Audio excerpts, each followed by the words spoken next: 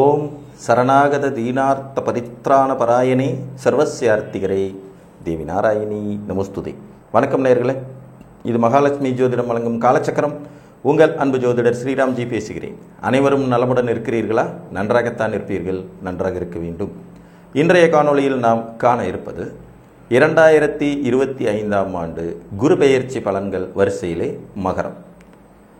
இந்த கோச்சார பலன்கள் எப்போதும் ராசிக்கானது, லக்னத்துக்கானது கிடையாது. அதை நல்ல ஞாபகத்தில் வச்சுங்க.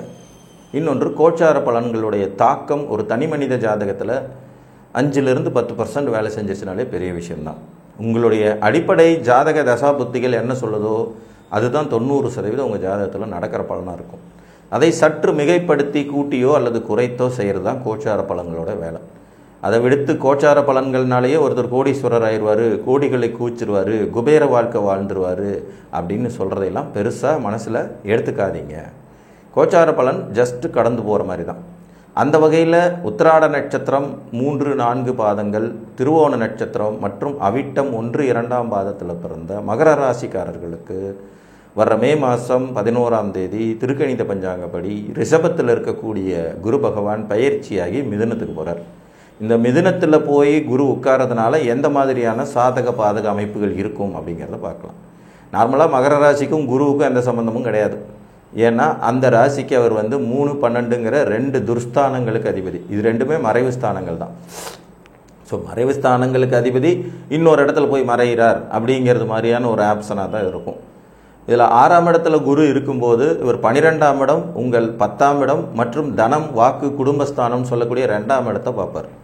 குருவுக்கு இருக்கிற இடத்தை விட பார்க்கும் இடத்தின் மூலமாக நற்பலன்களை தரும் யோகிதைகள் தான் மிகுதி. மகர ராசிக்காரங்களுக்கு வர்ற சென்ற மார்ச் மாதத்தில் தான் முழுமையாக 7.5 சனி முடிஞ்சுது.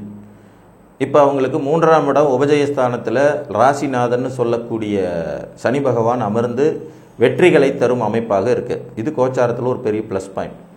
அடுத்தது 2ஆம் இடத்துக்கு ராகுவும் 8ஆம் இடத்துக்கு கேதுவும் பயிற்சி ஆகிறாங்க. பொதுவாக ராகு கேது பயிற்சி 2-8 இருக்கிறது சிறப்பில்லைன்னாலும் 2ஆம் இடத்தில் அமர்ந்த ராகுவை இந்த 6ஆம் இடத்தில் அமர்ற குரு பகவான் பார்த்து சாந்தப்படுத்திடுவாருங்கனால அது ஒரு பெரிய ப்ளஸ் பாயிண்ட் தான். ஒன்றும் பெரிய நெகட்டிவ்னு சொல்லிட முடியாது. குருவுக்கு இருக்கும் இடத்தை கெடுக்கும் தன்மை உண்டு அப்படிங்கிற அடிப்படையில் 6ஆம் இடத்துல குரு இருக்காருன்னா நோயை தீர்ப்பார், கடனை தீர்ப்பார், கடன் மூலம் வரக்கூடிய பிரச்சனைகளை தீர்ப்பார், எதிரியை தீர்ப்பார், வம்பு வழக்குகளை குறைப்பார், நீண்ட காலம் இழுபறியில் இருந்து வந்த பிராபலங்களுக்கு ஒரு முடிவை கட்டுவாருங்கிற மாதிரியான அமைப்புகள் இருக்கும். இன்னொன்று, கெட்டவன் கெட்டு போகிறதுனால கிடைக்கக்கூடிய யோகம்ங்கிற அடிப்படையிலையும் 12ஆம் இடத்துக்கு அதிபதி 6ஆம் இடத்துலேருந்து 12ஆம் இடத்தை பார்க்கறதுனால வெளியூர் பிரயாணம், வெளிதேச பிரயாணம், உத்தியோக வாய்ப்புகள், மேலும் சொத்து சேர்க்கும் யோகிதைகள், புதிய மனை கட்டி குடிபுகும் யோகங்கள் போன்றவற்றை இந்த குரு கொடுப்பார்.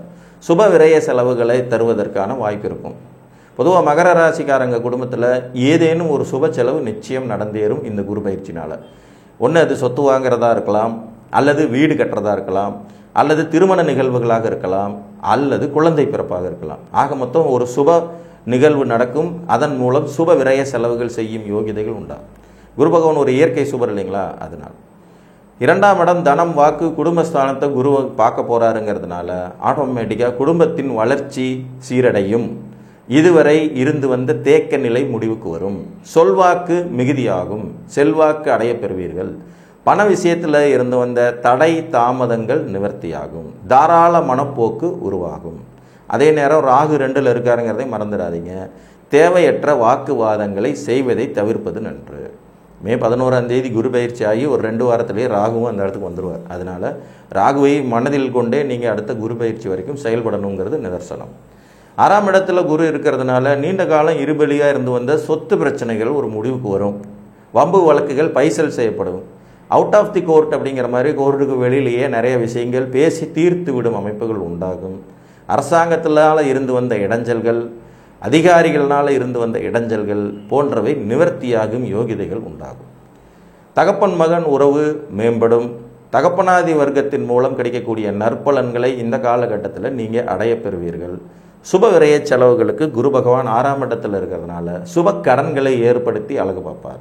நல்ல பொருள் வாங்கி சந்தோஷப்படுவது, வாகனங்கள் வாங்கி சந்தோஷப்படுவது, இடம் வாங்கி சந்தோஷப்படுவது, சொத்து சேர்க்கும் யோகிதைகள் உருவாகுதுங்கிற மாதிரியான நிறைய நல்ல விஷயங்கள் இதில் பாசிட்டிவாக நடக்கிறதுக்கு வாய்ப்புகள் உண்டாகும். ஆக மொத்தம் 6ஆம் இடத்துல குரு இருக்காரேன்னு எல்லாம் பெருசாக கவலைப்பட்டுக்க வேண்டியதில்லை. அந்த இடத்துல அமர்ந்தபடி இவர் 10வது வீட்டையும் பார்க்கிறார். உங்கள் ஜீவனஸ்தானத்தையும் குரு பார்க்கிறார். அப்போ ஜீவனஸ்தானத்தில் மாற்றங்கள் ஏற்படும். புதிய தொழில் முயற்சிகள் பலிதமாகும். வேலை உத்தியோகத்தில் வளர்ச்சி ஏற்படும், யோகிதைகள் உண்டாகும். பழைய வேலையை விட்டுட்டு புது வேலை செய்கிறதுக்கான வாய்ப்புகள் ஏற்படும், அல்லது புதிய தொழில் புரிவதற்கான யோகிதைகள் உண்டாகும். பதவி உயர்வு, சம்பள உயர்வு, சம்பள முன்னேற்றம் போன்றவை ஏற்படும் யோகிதைகளும் கிடைக்கும். 8ஆம் இடத்துக்கு 12ஆம் இடத்துக்கு குருவின் தொடர்பு கிடைக்கும் போது தான் வெளியூர், வெளிதேசம், வெளிநாடு செல்வதற்கான வாய்ப்புகள் ஏற்படும் அப்படிங்கிற அமைப்பு இருக்கும். இதில் திருமண காரியங்களை எதிர்நோக்கி காத்திருந்த மகர ராசிக்காரர்களுக்கு திருமணம் கைகூடும் வாய்ப்புகள் ஏற்படும். சார், ராசியை குரு பார்க்கவே இல்லையே, இது எப்படி நடக்கும் அப்படின்னு கேட்டிங்கன்னா, 2ஆம் இடம் தன, வாக்கு, குடும்பஸ்தானத்தை குரு பார்க்கும்போதே இதற்கான சாத்தியக்கூறுகள் உண்டாகும். அதே மாதிரி அயன சயன போக சுகம்னு சொல்லக்கூடிய 12ஆம் வீடார் தன் சொந்த வீட்டை அவர் பார்க்கறதுனாலையும் சுகத்தை அனுபவிக்கும் யோகிதைகள் மகர ராசிக்காரங்களுக்கு கிடைக்குங்கிறதுனாலையும் இந்த குரு பயிற்சி அதற்கும் வாய்ப்புகளை, ஏற்பாடுகளை உருவாக்கி தரும். ஏற்கனவே உங்களுக்கு சனி 3ஆம் இடத்துல இருக்கிறது ரொம்பவும் சிறப்பான ஒரு அமைப்பு. அவர் நெக்ஸ்ட்டு ஒரு 2.5 இயர்ஸ் அங்கேயே தான் இருக்க போகிறாரு. ஸோ முயற்சிகளில் வெற்றி, காரியங்களில் ஜெயம், உதவி கிடைக்கப்பெறும் யோகிதைகள் போன்றவற்றையும், 2இல் இருக்கும் ராகுவினால் ஏற்படும் தடைகளை சரி செய்வதற்கான வாய்ப்புகளையும் இந்த குருவின் பார்வை கிடைக்கும். அதே நேரம் 8ஆம் வீட்டில் கேது இருக்காருங்கிறது ஒரு நெகட்டிவான விஷயம்தான். அது சிம்ம வீடுங்கிறதுனால பொதுவாக தேவையற்ற காதல் விவகாரங்களில் சிக்கி பேரை கெடுத்துக்காதீங்க. கொஞ்சம் உங்கள் பேர் டேமேஜ் ஆகிறதுக்கு இந்த காலகட்டத்தில் வாய்ப்புகள் இருக்குங்கிறதுனால பழகும் நபர்கள், புதியவர்களோ பழையவர்களோ, நண்பர்கள் வட்டாரம், இந்த விஷயத்திலெல்லாம் கொஞ்சம் எச்சரிக்கையோடு இருக்க வேண்டியது அவசியம். திடீர்னு தோன்றக்கூடிய உறவுகள், திடீர்னு தோன்றக்கூடிய வாக்குவாதம், திடீர்னு தோன்றக்கூடிய பிரச்சனைகள், திடீர்னு தோன்றக்கூடிய வம்பு வழக்குகள், இவைகள் ஏற்படும் சாத்தியக்கூறுகளும் அதனால் பெரிய இழப்புகளை சந்திக்க வேண்டிய வாய்ப்புகளும் உண்டாகும்.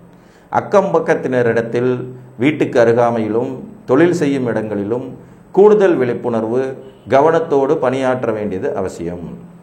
பணியிட மாற்றம், பணியில் முன்னேற்றம், புதிய வேலை வாய்ப்புகள், முயற்சிகள் உருவாவதுங்கிற மாதிரியான வாய்ப்பும் இருக்கும். தொழிலில் புதிய தொழில்களில் முதலீடு செஞ்சு அதை வளர்ச்சி அடையக்கூடிய வாய்ப்புகளும் இருக்கும். மொத்தத்தில் இந்த குரு பயிற்சிங்கிறது, அதை தொடர்ந்து வரக்கூடிய ராகுகேது பயிற்சிங்கிறதும் 75% உங்களுக்கு நல்ல பலன்களையும், ஒரு 25% கவனத்துடன் இருக்க வேண்டியதையும் குறிப்பிடுகிறது. குருவின் தன்மை எப்போவுமே பார்த்தீங்கன்னா அவர் பார்க்கும் இடத்தின் மூலமாக தான் வெளிப்படுங்கிறதுனால 10ஆம் இடம்ங்கிற ஜீவனஸ்தானம் பலப்படுகிறது, 12ஆம் இடம்ங்கிற சுப விரயஸ்தானம் பலப்படுகிறது, 2ஆம் இடம் என்கின்ற தன, வாக்கு, குடும்பஸ்தானம் பலப்படுகிறது. அதனால் மனதில் இனம் புரியாத உற்சாகம் இருக்கும், புதிய முயற்சிகள்னால் வெற்றி இருக்கும், வளர்ச்சி இருக்கும். ஜாதக தசாபுத்திகள் உங்களுக்கு அனுகூலமாக இருக்கிற பட்சத்தில் இந்த பலன்களில் குறையே இருக்காது. எங்கே சுற்றி எங்கே வந்தாலும் கடைசியாக பார்க்குறதுங்கிறது நம்மளுடைய ஜாதக தசாபுத்திகள் தான். ஜாதகத்தில் என்ன தசாபுத்திகள் நடக்குதோ அதற்கு தகுந்த பலன்கள் தான் நம்ம வாழ்க்கையிலையும் நடந்து ஏறிடுங்கிறத நீங்கள் மறந்துடக்கூடாது.